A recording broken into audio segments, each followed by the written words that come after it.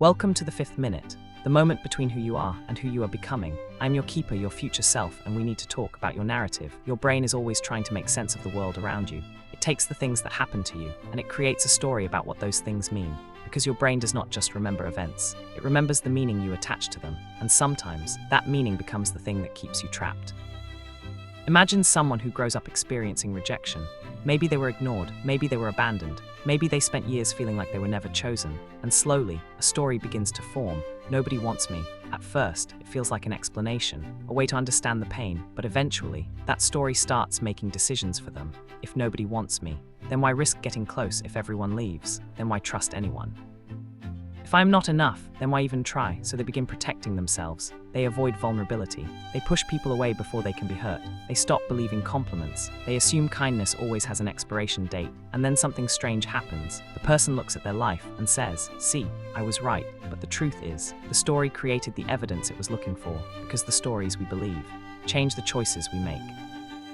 And the choices we make shape the life we experience. The story you believe becomes the lens you see through, and if you look through a lens that only shows you rejection, you will miss the moments where someone is trying to stay. If you look through a lens that only shows you failure, you will miss the moments where you are growing. The narrator inside your mind is always searching for proof, but remember, a story can feel true without being the whole truth. Due to imagine something, two people standing in the exact same place, carrying the exact same past, the same childhood, the same wounds, the same moments where they felt unseen, the same rejection, the same pain, but somehow they create two completely different futures. How? Because the past did not change, the meaning did. The first person tells themselves a story. I was unwanted, and that story follows them. It whispers, do not get too close. People always leave. Protect yourself before someone hurts you again. So they build walls, they avoid connection, they mistake distance for safety, and every time someone gets close, they prepare for the moment they leave, not because they do not want love, but because their story taught them not to expect it. Their pain became their prediction. Now, imagine that same person, with the same history, choosing a different narrator. The story changes. I survived something painful, and because I know what that pain feels like, I know how much kindness matters. I know what it means to make someone feel seen. The past is still there, the scars are still there, the memories are still there, but they no longer tell the person who they have to become. Now, they reach out, they build connection, they recognize suffering in others, they choose compassion instead of fear. The storm was the same, but the person who walked through it became different, and that is the part we forget. Your past is a chapter, not the entire book. The things that happened to you matter, they shaped you, they left marks, but the meaning you carry from those moments is what helps write the pages that come next. Because two people can experience the same storm, and one can spend their life running from the rain, while the other learns how to dance in it. One sees the storm as proof that life will always hurt them. The other sees the storm as proof that they can survive what comes. The storm was never the thing that decided their future. The story they told themselves about the storm was, and that is where your power begins. Not by pretending the storm never happened, not by forcing yourself to forget the rain, but by deciding what the storm means. Because you are not just the person who remembers what happened.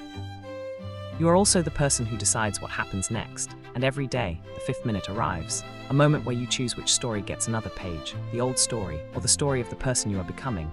There is something important we need to understand. The old story inside your mind is not your enemy. It did not appear because you were weak. It appeared because some part of you was trying to survive. Every belief you carry, every wall you built, every way you learned to protect yourself came from somewhere. There was a reason. I don't trust anyone. Maybe once that belief kept you safe. Maybe trusting someone meant getting hurt.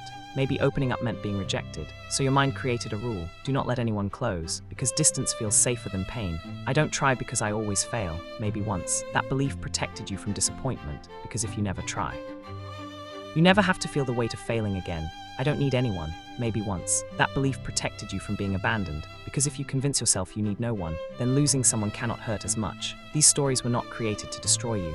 They were created to protect you. They were armor, built during a battle you were trying to survive. Armor has a purpose. It protects you during the fight, but you were not meant to wear it forever. Same walls that kept the pain out can sometimes keep the love out too. The same fear that helped you survive yesterday can sometimes stop you from living tomorrow. And this is the lesson. The keeper does not ask you to hate the person you were. The keeper does not ask you to be ashamed of the ways you survived, because those parts of you were trying to help.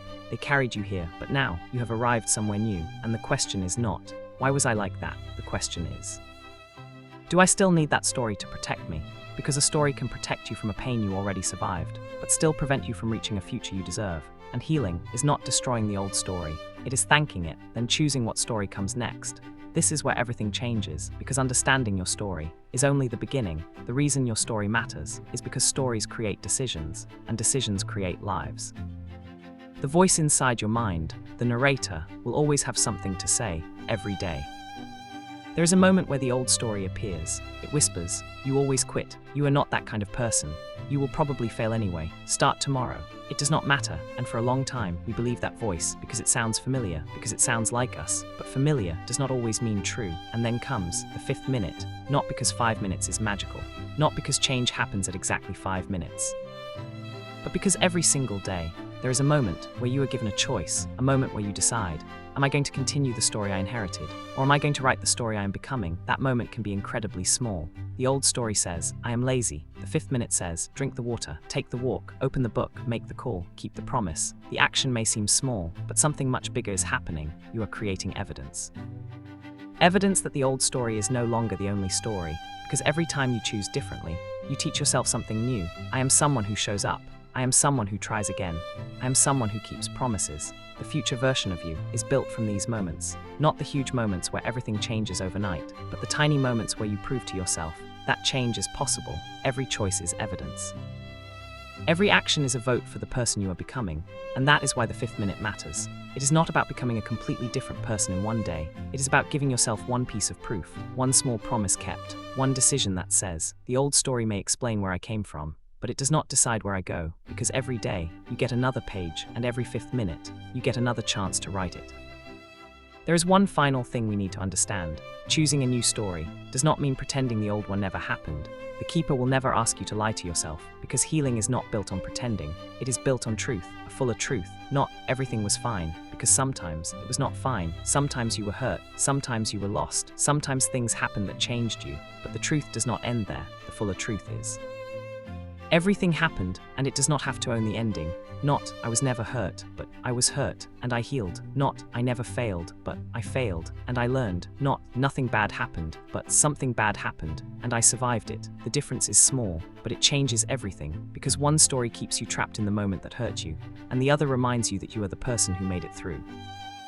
Healing is not rewriting history, it is rewriting the meaning you carry from it. You are not changing what happened, you are changing what happens next, and that is where you become the author. If you have walked with me through these first chapters, then you know something important. You are not your history, you are not your pain, you are not the worst thing that happened to you. You are the person deciding what happens next. Your past may have written the opening pages, but you, still holding the pen. Every future begins as a story. Every story becomes a decision. Every decision becomes a habit. Every habit becomes a life. So choose your narrator carefully. Not because your past was not real, not because your pain did not matter, but because your future has not happened yet. And tomorrow will be shaped by the choices you make today. When the 5th minute arrives, when the old story asks you to repeat what you already know, pause. And ask yourself, which story am I about to give evidence to? The story that says I cannot change, or the story of the person I am becoming? Because every small promise kept is another sentence written. Every choice made with intention is another page turned, and slowly, moment by moment, decision by decision, you become someone new, not because you erased who you were, but because you finally understood who you could become, because here, we do not negotiate, we keep promises, and I'll meet you on the 5th minute.